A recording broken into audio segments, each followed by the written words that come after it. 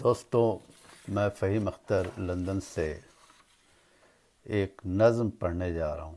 اس نظم کا عنوان ہے گیلی صبح۔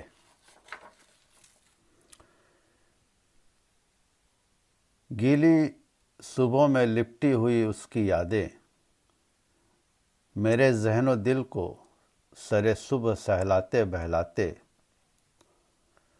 اور باغات کے سبز منظر دکھاتے ہوئے ماضی کے ان دریچوں سے اوراق الٹتی ہوئی سی گزر جاتی ہیں۔ کتنے احساس جکڑے ہوئے ان لبوں پر کبھی ایک مسکان تھی، جھولے پر جھولتے ہوئے، بات کو چومتے ہوئے، آنسوؤں کے اتار و چڑھاؤ میں یکدم سے اس صفحے پر آنکھ جم جاتی ہے جس کے لفظوں میں اتنی چبھن تھی کہ خون ان سے رسنے لگا تھا۔ تیز دھڑکن کا ایک شور تھا، جیسے ذہنوں پہ پتھر برسنے لگے۔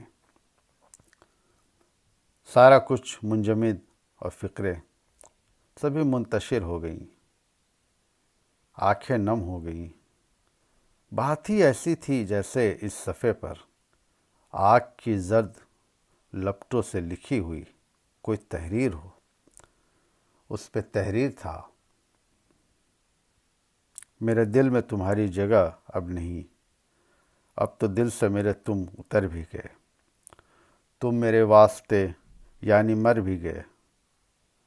پھر اچانک سے ان گیلی صبحوں کے بھیگے تھپیڑوں کے چلتے ہوئے آگ کی زرد لپٹوں پہ ایک برف سی پھر گئی، اور میں بھیگی آنکھیں لیے ایک انہی گیلی صبحوں کی باہوں میں ہی دم بخود ہو کے پھر گر گیا۔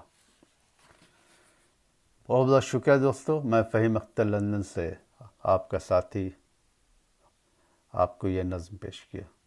امید ہے کہ آپ اپنا خیال رکھیں گے اور ہمیں دعا میں یاد رکھیں گے۔